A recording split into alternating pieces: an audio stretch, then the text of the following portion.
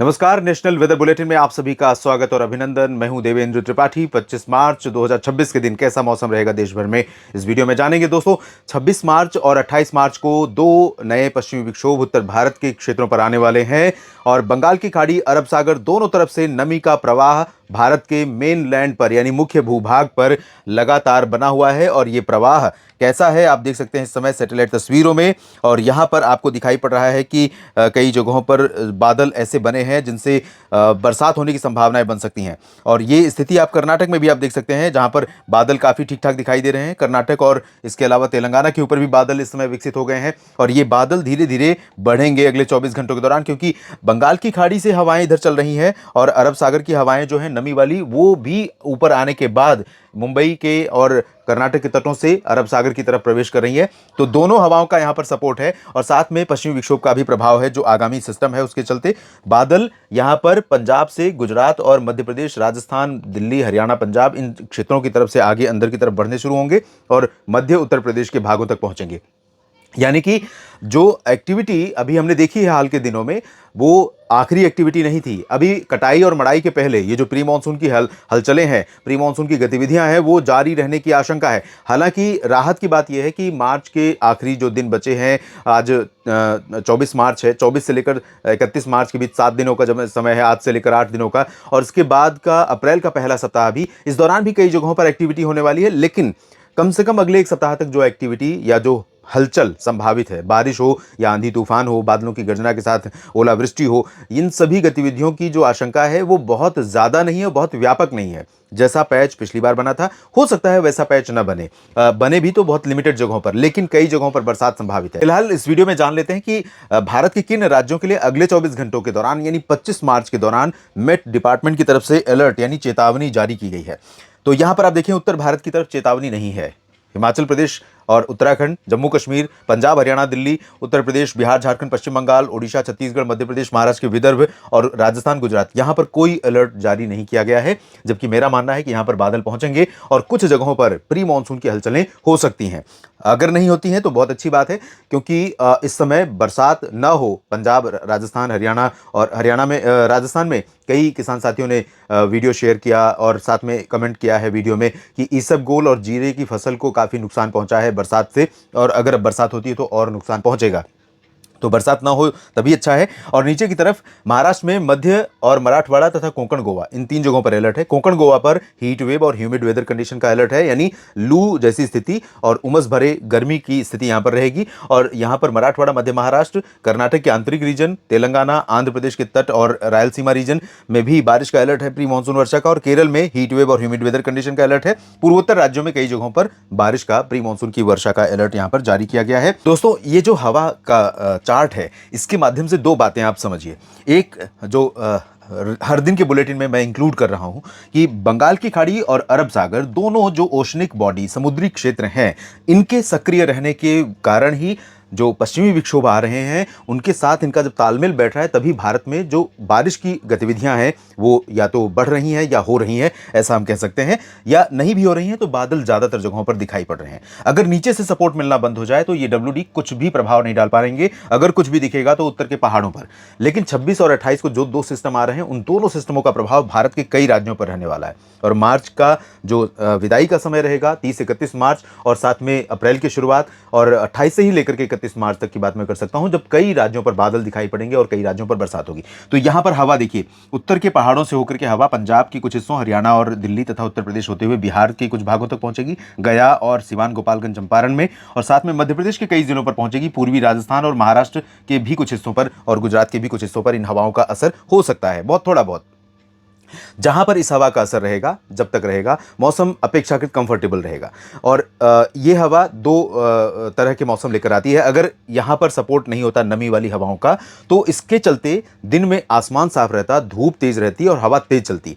हवा तेज चलती तो इस समय जो गेहूं की फसल है या रबी की अन्य फसलें हैं, उनको मैच्योर होने में, परिपक्व होने में बहुत आसानी होती, क्योंकि ड्राई विंड्स, शुष्क हवा, इस फसल को सुखाने में, हरी से सूखा करने में, पीला करने में बहुत अहम रोल प्ले करती है। साथ में आसमान जब साफ होता है तो जाहिर सी बात है धूप का असर बहुत तेज रहेगा। धूप का असर भी जाहिर सी बात है फसल को सुखाने में मदद करेगा।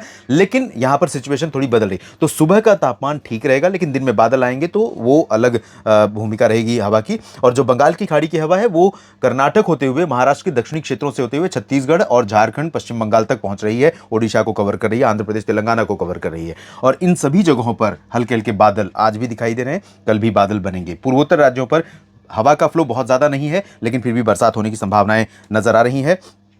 तो सबसे पहले पूर्वोत्तर से शुरू करते हैं जहां पर अरुणाचल प्रदेश में कई जगहों पर वर्षा होने की संभावना है और साथ में असम और मेघालय नागालैंड यहां पर भी प्री मानसून की एक्टिविटीज हो सकती हैं लेकिन पहले से इंटेंसिटी कम हो रही है। मणिपुर, मिजोरम, त्रिपुरा और सिक्किम तथा उप हिमालयी पश्चिम बंगाल और मेघालय यहां पर ज्यादा चांसेस नहीं है। एक दो जगहों पर बूंदाबांदी हल्की वर्षा हो सकती है, उससे ज्यादा की उम्मीद फिलहाल यहां पर नहीं है।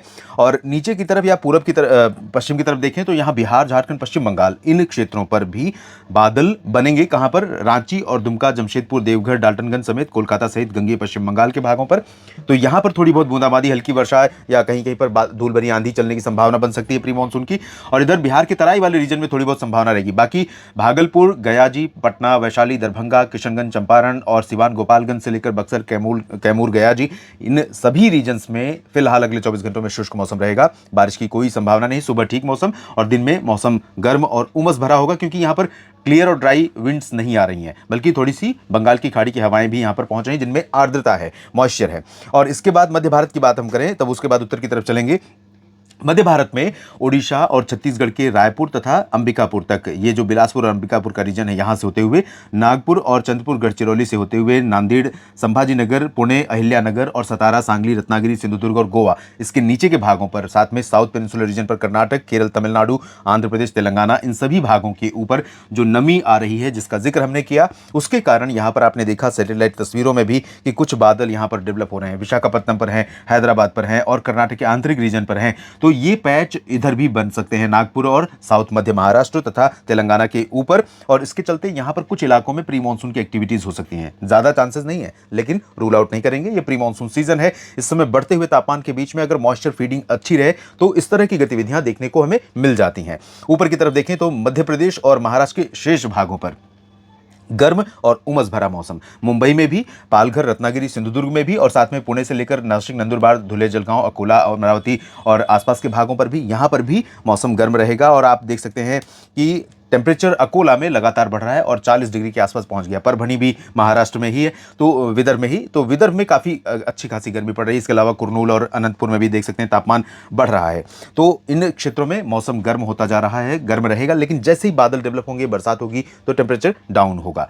मध्य प्रदेश में अगले 24 घंटों में ड्राई वेदर, लेकिन बादल आएंगे थोड़े बहुत पश्चिम से, ग्वालियर और उज्जैन, नीमच, रतलाम, धार, मंदसौर की तरफ से। और ये बादल यहाँ पर कुछ इलाकों पर हो सकता है कहीं बूंदाबांदी दे दें, चांसेस बहुत कम है लेकिन रूल आउट नहीं करेंगे। पूर्वी क्षेत्रों में बिल्कुल क्लियर और ड्राई वेदर रहेगा। उत्तरी छत्तीसगढ़, ओडिशा के अधिकांश भागों पर शुष्क मौसम रहेगा।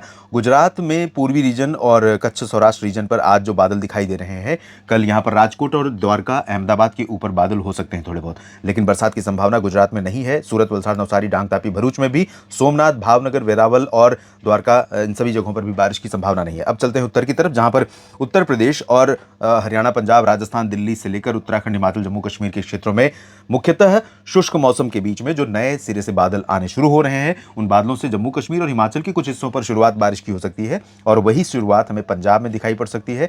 साथ में राजस्थान के पश्चिमी क्षेत्रों पर दिखाई पड़ सकती है, जैसलमेर और जोधपुर से लेकर के चूरू तथा हिसार, सिरसा, फतेहाबाद होते हुए पटियाला होते हुए अमृतसर तक।